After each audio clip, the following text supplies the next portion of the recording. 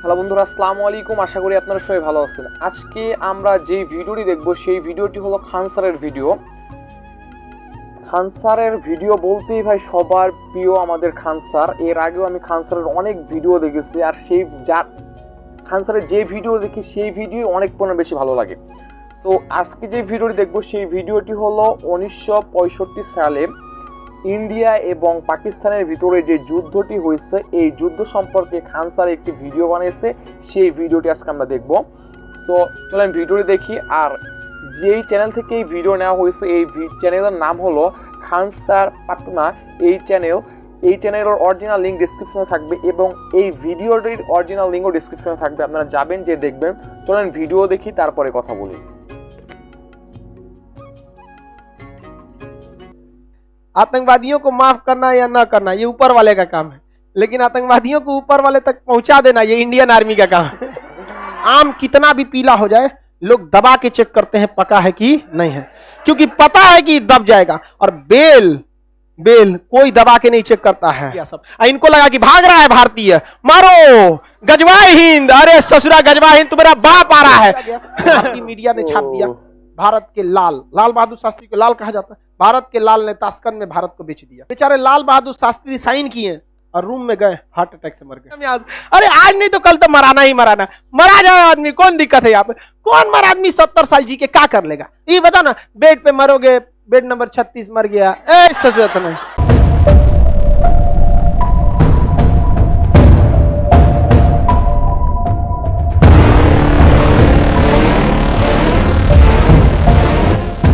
1947-48 देश जैसे आजाद हुआ, ये कबाइली के भेष में भारत में घुस गए। हरि सिंह की बेवकूफी, शेख अब्दुल्ला की मतलब चलाकी या धूर्तई कहिए, जो भी, उसमें इन्होंने उस बहकामे में फंस गए। इनका अपना बुद्धि काम करना चाहिए था। इन्होंने स्वतंत्र रहने का प्रस्ताव रख दिया, जिस कारण वहां पर कबाइलियों के भेष में, यानी वहां के कबाइली, वहां के जनजाति होते हैं लोग, भेड़ बकरी चराते हैं, उसके भेष में पाकिस्तानी सैनिक घुस गए और भारत में जैसे आए इनको यहाँ से जन्नत भेज दिया गया। यहाँ पर भारतीय सेना क्या भेज दी, जन्नत भेज दी। किसी को दिक्कत? 1947 এবং बाकी अब ऊपर वाला है उनको डिसाइड करने के लिए। हमारे पे क्या भड़काता, तो यही नहीं वीडियो में बोल दिए थे कि आतंकवादियों को माफ करना या ना करना ये ऊपर वाले का काम है, लेकिन आतंकवादियों को ऊपर वाले तक पहुंचा देना ये इंडियन आर्मी का काम है। कुल भड़क गया था सब पाकिस्तानिया से एकदम यहाँ पे। अब उनको लगता है कि हम मतलब उन लोगों के लिए, हम उनके भड़कने से हम सुधर जाएंगे। अब पाकिस्तान को लगा कि भारत जो है 1965 के युद्ध में बहुत बुरी तरह से हारा हुआ है। यही 62 के युद्ध में बहुत बुरी तरह से क्या हुआ है, हारा हुआ है। यही मौका है किस पर हमला करने का, भारत पे। फिर से होगा गजवाए हिंद। आओ गजवाए हिंद तोरा करते हैं, अजब हाल है। भारत पर क्या किया जाए, आक्रमण किया जाए। और 65 में भारत में पड़ गया सूखा, बहुत समस्या हो गया। और 62 की लड़ाई जवाहरलाल नेहरू जब हारे, हर इंसान उनको कोसता था। भारत चीनी भाई भाई, इंदिरा गांधी भी पढ़ी लिखी, कोई भी बोलेगा ना एयरफोर्स का यूज क्यों नहीं किया। लेकिन समस्या वही। फिर हम आपसे भी पूछते हैं, नेहरू को छोड़िए, आपका विधायक पीटेगा, एक तमाचा मार सकते हैं? नहीं मार सकते, ये गलती है। लेकिन हमारे बैच के तो मार दीजिएगा, नहीं समझे, दे दीजिएगा यहाँ पर, कोई दिक्कत नहीं जी। अमर होके थोड़े आए हैं, अमर होके आए हैं, नहीं, कोई दिक्कत नहीं है। आप देखिएगा मिर्जापुर मूवी में गोली, मुन्ना भैया, गोली उसी को मारा है जिसने दोबारा पलट के नहीं चला है। मारे गुड्डू पंडित को मारे हैं। आम कितना भी पीला हो जाए लोग दबा के चेक करते हैं पका है कि नहीं है, क्योंकि पता है कि दब जाएगा। और बेल कोई दबा के नहीं चेक करता है, पता नहीं दबेगा यहाँ पर। समझ कि नहीं, भारत की भी थोड़ी थोड़ी गलती हो जाती है। अब यहाँ पे भारत में पड़ गया सूखा, और 62 की लड़ाई में हम लोग बहुत बुरी तरह हारे थे। सेना का मनोबल एकदम टूटा था। पाकिस्तान ने कह दिया गुजरात का कच्छ मेरा है।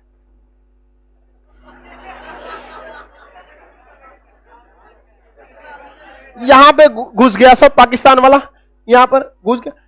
अरे बलवंत राय मेहता का जहाज मार के गिरा दिया सब। बलवंत राय गुजरात के मुख्यमंत्री थे, उस समय मार के गिरा दिया सब।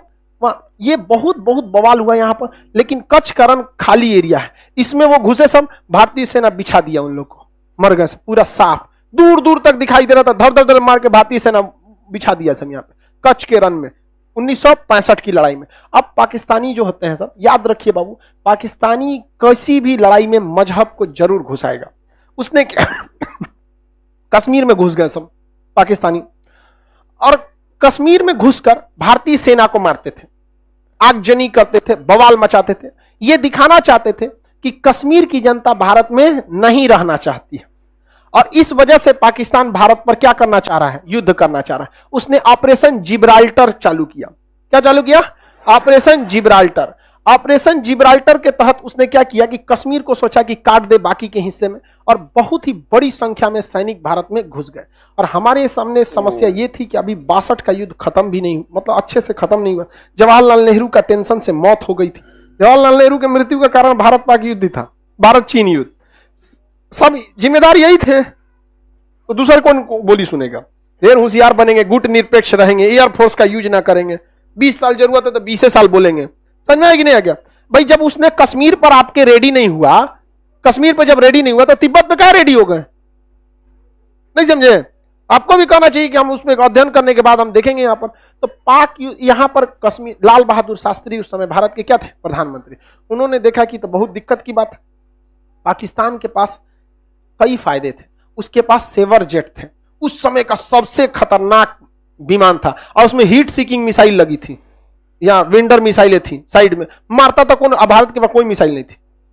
भारतीय जहाज में बंदूक लगा था, और उसके पास हीट सीकिंग विंडर मिसाइलें थी, मार देती थी जहाज की इंजन सूंघ के। अब हवा में तो कहीं गर्मी का सवाल पैदा नहीं होता है, अगर गर्मी है मतलब जहाज का इंजन है, और उसी को हीट सीकिंग मिसाइल थी, विंडर मिसाइलें मार देती थी। पाकिस्तान भारतीय जहाजों को मार के गिराने में सक्षम था। पाकिस्तान को अमेरिका ने पैटर्न टैंक दिया था, उस समय का सबसे खतरनाक टैंक। पूरी एशिया में कोई ऐसा हथियार ही नहीं था जो पैटर्न टैंक को मार के गिरा सकता था। पाकिस्तान का मनोबल 7वें आसमान पर, और भारत के सामने सब समस्या। 62 में बहुत बुरी तरह हारे थे। भारत में नेतृत्व की कमी थी, लाल बहादुर शास्त्री आए थे चुनाव से, तो अचानक है ना, मृत्यु हो गई जवाहरलाल नेहरू की, ये आए, सूखा पड़ा हुआ था। पाकिस्तान में ऐसी कोई समस्या नहीं थी। पाकिस्तान ने देखा यही मौका है, पाकिस्तान ने यहाँ गुजरात पर हमला किया, कोई फायदा नहीं हुआ, कश्मीर में घुस के पूरा बवाल करा दिया कश्मीर में, और यहाँ ऑपरेशन जिब्राल्टर के तहत घुसा दिया। भारतीय सेना जब आई तो पाकिस्तान को वहां से मुंहतोड़ जवाब देना चालू किया, और यहाँ पर 21 दिन में जो ऑपरेशन जिब्राल्टर का जो हेड ऑफिस था 21 दिन में उड़ा दिया। एक दिन में उड़ा दिया यहाँ पे। और वहां ऑपरेशन जिब्राल्टर की इनकी हवा निकल गई, पाकिस्तानी सैनिक भागने लगे थे यहाँ से। तो यहाँ हमारी थल सेना ने बहुत ही बहादुरी का परिचय दिया, लेकिन यहाँ पर उसकी एयरफोर्स भारी पड़ गई। एयरफोर्स के जहाज जो थे उसके, उसमें ना मिसाइलें लगी थी, और मिसाइल खुद ढूंढ के मार देती है। अब बंदूक में क्या है, मशीन गन लगा है, जहाज को टेढ़ा करना पड़ेगा, इससे करके मारना बहुत मुश्किल हो जाता है। और उसकी दुनिया की सबसे खतरनाक जहाज एस-4 नहीं था सर उस समय, तो अभी भी नहीं आया है, रेडी नहीं हुआ, अभी आ रहा है। क्या बात करते हो, उस समय टेक्नोलॉजी भी नहीं थी, एस-4 तो दुनिया में कहीं नहीं था। तो उसके बाद वेंडर मिसाइलें थी, मार देती थी, धाए से कोई जहाज नहीं उड़ता था उसके आगे, डर के मारे। हमारे पास सबसे घटिया जहाज उस समय का नॉट विमान था, नॉट विमान था। उसके पास सेवर जेट था, स्टार फाइटर, सेवर जेट उस समय के सबसे उन्नत जहाज थे, और उसमें हीट सीकिंग मिसाइल, वेंडर मिसाइलें लगी थी। हमारी जहाज मार के गिरा दिया, उड़ने नहीं दिया। हाँ तो तब हो गया श्रीनगर एयरबेस पे आके बम मार के चल गए सब। तब क्या किया जाएगा? तो भारतीय सैनिक भी कहां जुगाड़ लगाया सब। इसने कहा एक काम करते हैं, पाकिस्तान के जो सेवर विमान है इनको हम लोग चकमा देते हैं। इन्होंने क्या किया, अपने नाट विमानों को बहुत ही हाइट पर उड़ाया, बहुत ही हाइट पर उड़ाया। किसको? नाट विमानों को, ताकि ये रडार के पकड़ में आ जाए। इन घोंचुओं को समझ में नहीं आया, नाट विमान किसके पकड़ में आ गया? रडार में। और इन लोगों ने उड़ा दिया किसके खिलाफ? नाट विमान के खिलाफ। अब नाट विमान कमजोर थे, और ये स्टार विमान थे, इनका पीछा करने के लिए ये ऊपर गए। अब मशीन गन की लड़ाई में देखिए, हमारे पास मिसाइलें नहीं थी, हमारे पास क्या था? Machine gun. मशीन गन अगर लड़ाई में रहेगी तो उसी को फायदा होगा जो पीछे है या फिर ऊपर है, धाए धाए मार देगा। अब पता चला आप आगे हैं, अब पीछे से वो है, तो घूमे के मारेंगे, इसे मार देगा पीछे से, और उसके पास तो मिसाइलें। तो भारत ने फंसाया, एयरफोर्स ने नाट विमानों को क्या किया? ऊपर भेजा, और इनको था कि तुम भागाना, रडार में ये पकड़ा गए, चल गए, और नीचे से भारत ने बाकी के 10 ठो नाट विमान को नीचे से उड़ा दिया। इससे ये रडार में आईबे नहीं किया, इन घोंचुओं को पता नहीं है। ये मारने गया सब उसको, ये मारने गए इसको, ये चल गया सब हाइट से इधर से, ले आइए इधर से क्या हो गया, सब भाग गया सब। इनको लगा कि भाग रहा है भारतीय, मारो गजवाए हिंद। अरे ससुरा गजवा हिंद, तुम्हारा बाप आ रहा है। भारतीय सेना, वायुसेना के नाग विमानों ने उस समय के सेवर जेट विमानों को इस तरह से मारा कि पाकिस्तानी एयरफोर्स ने कहा कि सेवर जेट विमान अब उड़ान नहीं भरेंगे। लोग समझे तो नहीं, इसे कहते हैं खौफ क्या होता है यहां पर। और यह हमेशा से होता रहा है। अमेरिका में कमेटी बैठाई गई कि नाग विमान कैसे मार दिया रे उसको, स्टार विमान, नाग विमान, यही होते रहेगा। अब समस्या समझिए, उस चोट्टों के पास बहुत दुविधा थी। अगर वो इसके खिलाफ उड़ान नहीं भरेगा तो ऑलरेडी ये हाइट पे है, मार देगा, और उड़ान भर रहा है तो ये घेर के मारेगा। जाओगे कहां समझे तो नहीं, दोनों हाथ में, आगे खाई पीछे कुआं, मरोगे यहाँ पे। एयरफोर्स उसकी चौपट हो गई। और इतना बेहतर, शुरुआत में हमारी एयरफोर्स चौपट हुई थी। इसलिए हमेशा याद रखिएगा, हथियार मायने नहीं रखता है, चला कौन रहा है ये मायने रखता है। आज भी दुनिया, आज भी सबसे विश्वसनीय जहाज दुनिया में सबसे ज्यादा लड़ाई लड़ा है F-16 जहाज। ये अब बहुत मॉडर्न जहाज है, अमेरिका का ही दिया है। और सेवर जेट भी किसका दिया था, अमेरिका का ही। और स्टार विमान भी किसने दिया था, अमेरिका ने। Heat seeking missile America, vendor missile America, दो दिया। यहाँ पे F-16 अभिनंदन लेके गए थे, MiG-21। इसे उड़ता हुआ ताबूत कहते हैं, दुनिया का सबसे पुराना जहाज है, झड़ गया इसका पेंट टोंट भी, लेकिन इससे मार दिए किसको, F-16। अरे इसमें एक को इंजन है ना, इंजन में फेल हो गया था इनका। स्टाल पोजीशन कहते हैं, बहुत ज्यादा हाइट कर देते जहाज, स्टाल कंडीशन में चला जाए, इंजन फेल हो जाता है, इसलिए इनके ऊपर मिसाइल हिट कर गई। अदरवाइज मिसाइल हिट नहीं करती, डबल इंजन रहता तब। और दूसरा विमान भी है 1980 का। आपके पास 1980 का मोटरसाइकिल है, झुरझुरा है जी, क्या हाल होगा। लेकिन हिम्मत देखिए उस आदमी का कि लेके उड़ गया, और किसको मारने के लिए, अब मारियो दिया उसको। वो तो दूसरका आके ना मार दिया यहां पर। और दूसरी बात, वो पाकिस्तान की टेरिटरी में थे। हिम्मत देखिए, उन सब के पास इतना उन्नत जहाज होने के बावजूद यहां नहीं आए, दौड़ा दिए वहां पर। अरे वो तो गलती हो गया ना, सुखोइया पीछे था, सुखोई 30 MKI थोड़ा सा पीछे था, नहीं तो उनका सोचा लाहौर में घुस के उनको तबाही मचा के आता। तो 65 की युद्ध में एयरफोर्स ने क्या कर दिया, धावा बोल दिया। और भारतीय सैनिक तो मनोबल आगे था ही। अरे भाई, एयरफोर्स के चक्कर में ना भारतीय सैनिक आगे नहीं बढ़ रहे थे। जब एयरफोर्स ने भारतीय सेना को कहा कि अब टेंशन मत लो, उनकी एक जहाज नहीं उड़ेगी, तो भारतीय सेना अगले दिन लाहौर पहुंच गई। लाहौर एयरपोर्ट से लाहौर पहुंच गई थी। और लाहौर के स्कूल पर पाकिस्तान का झंडा हटा के और वहां तिरंगा झंडा लहरा दिया गया था वहां। यह हकीकत है। तब पाकिस्तानियों ने अपना टैंक निकाला, भयानक सा टैंक, भारतीयों को धोने के लिए। और दुनिया का सबसे खतरनाक पैटर्न टैंक था, जिसपे बम मारा जाता था तो झाड़ देता था, इसे बम मार। अमेरिका का पैटर्न टैंक था। कोई बात नहीं, अमेरिका तुम्हारी वेंडर मिसाइलों का टेस्ट हो चुका है, तुम्हारे सेवर विमानों का सेट हो चुका। अब बारी थी तुम्हारी किसकी, पैटर्न टैंक। और वो राजस्थान से लेके घुस गए सब पैटर्न टैंक को। और पैटर्न टैंक को जब राजस्थान से लेके घुसे तो हमारे पास कोई हथियारे नहीं था। यहां खड़े थे वीर अब्दुल हमीद। वीर अब्दुल हमीद 62 की लड़ाई लड़े थे। उसमें भारतीय सेना को देखे थे, कहते कि एकरे बदला निकालेंगे। पहले तू आया ही पिटाएगा, और जो 62 का बदला तोरे से निकालेंगे। वीर अब्दुल हमीद के सामने जब टैंक आया था, पैटर्न टैंक को उधिया दिया यहां पर। और उनके सेना में यह अफवाह फैल गया कि भारत के पास ऐसी भी मिसाइलें हैं जो पैटर्न टैंक को मार सकती है। और पैटर्न टैंक इतना खतरनाक था कि उसके जो कमांडर थे उनको पूर्ण विश्वास था कि दुनिया में कोई भी पैटर्न टैंक को मार नहीं सकता। सबसे आगे अपने पैटर्न टैंक लेके चल रहे थे। हमारा वीर अब्दुल हमीद पहले उन्हीं को उड़ा दिया। सेनापति ये मर गए वहां पर। सेनापति मरने के बावजूद उस सेनापति ब्रिगेडियर की पत्नी हाथ में सफेद झंडा लेके जब भारत में आई थी ना कि मेरे पति का लाश दे दीजिए, उनका जनाजा पढ़ना है, तो भारतीय सैनिकों ने पहले उसको चाय पिलाया था बैठाकर। और यही हिंदुस्तान में है जहां विदेशियों के आक्रमण से हमारी छतरानियों को जौहर करना पड़ा था। यह फर्क होता है कि इंसान और एक जानवर में। हम दुश्मनी में भी इंसानियत रखते हैं। पहले चाय पिलाए थे उनके बैठ के, और उनकी लाश न दिए थे, कहते इनका हम लोगों ने इज्जत से दफना दिया है यहाँ पर, और वापस उनको भेज दिया गया था। भाई उन्हें कहा गया था कि मरे हुए बहुत टाइम हो गया, लाश को मत छोड़ेंगे तो जानवर खा लेंगे। हम लोगों ने जनाजा पढ़ा के उनकी लाश को दफना दिया गया है। आप जा सकती हैं, हम आपको फिलहाल चाय के सिवा और कुछ नहीं दे सकते हैं। आप वापस वो चली गई थी। ये हम में और आप में भी होना चाहिए। दुश्मनी में हमें अपनी संस्कृति को धूमिल नहीं करना है। ये गौरव से हमेशा ये याद रखेंगे। हम तो ये भी चाहते तो गोली मार देते उसको, लेकिन इतिहास में कभी नहीं मिट सकते थे कि भारतीय सेना ने एक विधवा के ऊपर हाथ उठाया।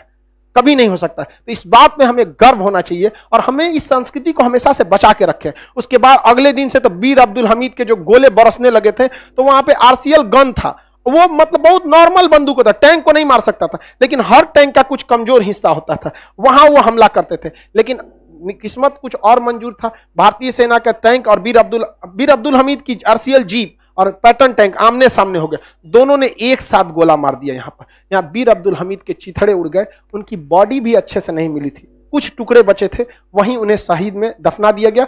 यहाँ धामूपुर गांव है, गाजीपुर डिस्ट्रिक्ट उत्तर प्रदेश में, वहां पर उनके आज भी वीर अब्दुल हमीद के याद में स्मारक बनाया गया है। इसके बाद भारतीय सेना का खून खौला, भारतीय सेना ने यहाँ नहर खोल दिया, नहर का पानी इतना बढ़ गया कि इतना इतना पानी लग गया वहां पर, वहां का टैंक जाम में फंस गया यहाँ पर और उसके बाद हाल यह हुआ कि भारत ने 100 टैंक को मारकर गिरा दिया। इतिहास में पूरी एकमात्र भारत पाकिस्तान का सीमा है जहां आदमी का नहीं टैंकों का कब्र बना हुआ है। टैंक अभी भी है, टैंक का कब्र बना हुआ है, वहां स्पष्ट टैंक के लिखा हुआ है पाकिस्तानी टैंक नंबर प्लेट के साथ आके ले जाओ। यहां पर इतना ढूंढ के रख दिया था यहां पर। तो अब इसके बाद बच गई नेवी, तो नेवी के पास एक ऐसी जहाज थी, पानी वाली जहाज, जो बहुत सटीक मिसाइल मारती थी, लेकिन उसका ज्यादा रेंज नहीं था, जिसे कॉर्बेट कहते हैं, ज्यादा रेंज नहीं था। अब उसको कराची बंदरगाह तक ले कैसे जाए? तो भारत वालों को जुगाड़ का कमी है, यहाँ गाड़ी का इंजन फेल होता है, बांध के ले जाता है। तो भारतीय नौसेना ने उस मिसाइल मारने वाले जहाज को बांध के ले गए थे सब। कहां पर? कराची बंदरगाह पर। और कराची बंदरगाह के जितने भी जहाज थे सबको मार दिया था। पाकिस्तानी नेवी ने आदेश दिया अपनी नौसेना को कि समुद्र में मत जाओ, समुद्र में मत जाओ।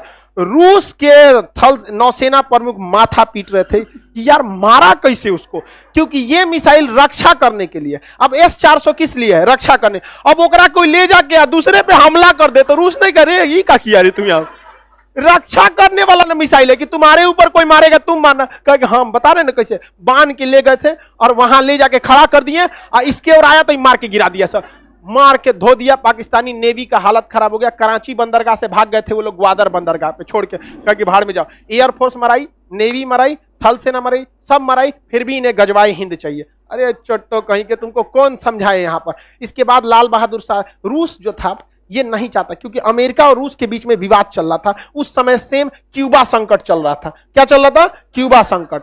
क्यूबा कहां? अमेरिका के पास है। क्यूबा संकट चल रहा था। लगने तो यहाँ पे अभी मार चल रहा है, यहाँ खत्म कैसे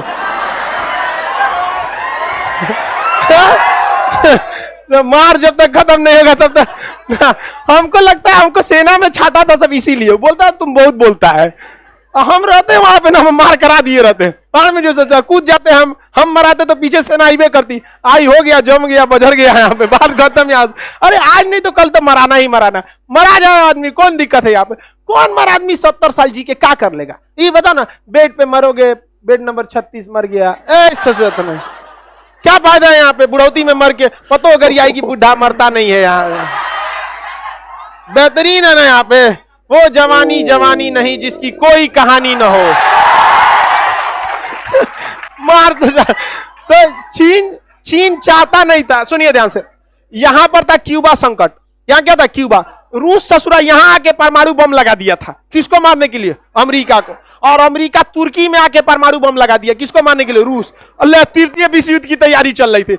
अब रूस चाहता था कि दूसरे जगह पे युद्ध ना हो। पाकिस्तान किसका साथ दे रहा था? अमेरिका किसका साथ? पाकिस्तान। रूस किसका साथ दे रहा? भारत। तो इन दोनों के बीच में ताशकंद में समझौता बुलाया गया। भारत लाहौर तक कब्जा कर लिया था। ताशकंद समझौता में रूस ने भारत का साथ नहीं दिया, वो केवल कॉम्प्रोमाइज कराना चाहता था। और लाल बहादुर शास्त्री पर सारे लोगों पर दबाव बनाया गया, इतना दबाव बनाया गया, कई बार ऐसे भी हो गया आपको बैठा के बीच पूरा गांव दबाव बनाएगा, मजबूरी में साइन करना पड़ेगा। ताशकंद समझौता साइन किया गया और कहा गया कि जो जहां पे कब्जा किया है वापस लौटे। तो पाकिस्तान से कब्जा कौन सी हुआ था?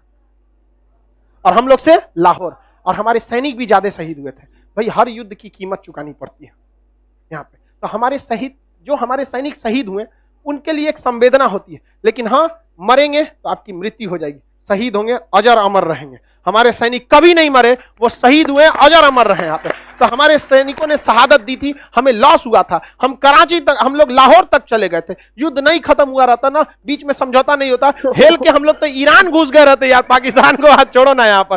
तो बाद में समझौते से दोनों को अपना जगह वापस लौटाना पड़ा। जब साइन हो गया तब लाल बहादुर शास्त्री के ऊपर दबाव था, रूस का दबाव था, इनका दबाव, ये बेचारे साइन कर दिए कि अब हम लोग वापस लौटेंगे, अपनी सेना से लौटेंगे। और वहां देखिए लाल बहादुर शास्त्री साइन करे ना करे, बीच में हस्तक्षेप होता, वापस लौटना ही पड़ता, थोड़ा समय लगता लेकिन लौटना पड़ जाता, क्योंकि यूएनओ ने कहता है कि आप दूसरे देश को कब्जा नहीं कर सकते।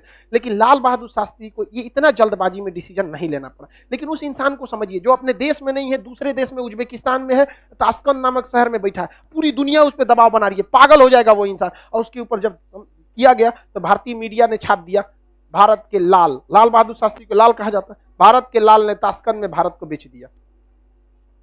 बेचारे लाल बहादुर शास्त्री साइन किए और रूम में गए, हार्ट अटैक से मर गए, वहीं मर गए। एकमात्र प्रधानमंत्री जिनकी मौत विदेश में हुई है। बहुत कीमत चुकाए हैं हम लोग इस देश के लिए। 62 की युद्ध नेहरू की जान ले गया, 65 का युद्ध लाल, 11 जनवरी 1966 को ताशकंद समझौता हुआ, हमारे लाल बहादुर शास्त्री की मृत्यु हो गई। वही व्यक्ति था कहने वाला जय जवान जय किसान। उनके कहने पर किसानों ने बमबारी के बीच भी हल नहीं रोका था। कश्मीर में खेती चालू थी, पंजाब में किसान खेती में लगा था, क्योंकि लाल बहादुर शास्त्री वो व्यक्ति था जिसने कहा था जय जवान जय किसान। किसानों ने कहा था कि अगर सैनिक बंदूक चला सकते हैं तो हम हल चलाएंगे, अगर हमारा हल रोकना है तो बंदूक रुकवाइए। ना हल रुकेगा ना बंदूक रुकेगी। हार तो होना फिक्स है, पाकिस्तान हार भी गया था, लेकिन यहां पर रूस हम लोग को अपना मित्र माना नहीं था। लेकिन 1966 के बाद रूस को लगने लगा कि नहीं, भारत किसका साथ देगा, रूस का। उसके बाद रूस हमारे फेवर में आया और 1971 में रूस ने माफी मांगा था, कहा था कि जो 65 में गलती हुई थी उसका सूद समेत 71 में लौटा देंगे। और 71 में जब अमेरिका अपना परमाणु बम लेके आया तब रूस पहले खड़ा हो गया, मार हमको यहाँ पे। तो कई अंतर्राष्ट्रीय संबंध बनते बिगड़ते रहते, ये छोटा मोटा सब्जेक्ट नहीं होता अंतर्राष्ट्रीय रिलेशन, इसमें हर तरह की आपको नॉलेज होना चाहिए। अब समय का अभाव है, नेक्स्ट बैच वाले तैयारी में। ভিডিওটি দেখলাম, ভিডিওটি খুবই ভালো লাগলো। আর আমরা দেখছি যে 1971 সালে যে যুদ্ধটা হয়েছে, এই যুদ্ধের মধ্যে আমাদের বাংলাদেশ তখন তো ছিল না, তখন পাকিস্তান ছিল।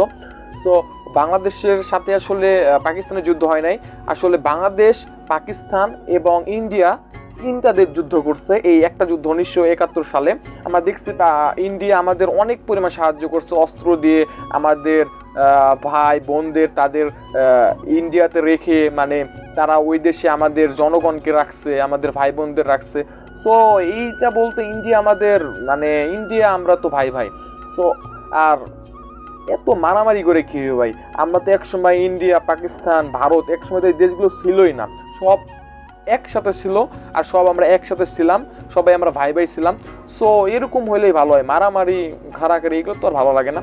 সো সম্পূর্ণ ভিডিওটি দেখলাম, খান স্যারের ভিডিওগুলি সবগুলো ভিডিওই ভালো লাগে, অনেক ভালো কথাবার্তা বলে এবং সবচেয়ে বেশি ভালো লাগে সে যেগুলো বলে, মানে সবগুলোই মানে এত পরিমাণ হিস্টোরিক্যাল, মানে কত বছর আগেকার, এগুলো খুব সুন্দরভাবে মানে ক্ষুদ্র ক্ষুদ্র করে জোগাড় করে, ডিটেলসগুলো জোগাড় করে তারপর একটি ভিডিও বানায়। তো ভালো থাকবেন ভাই, have a good day and good bye.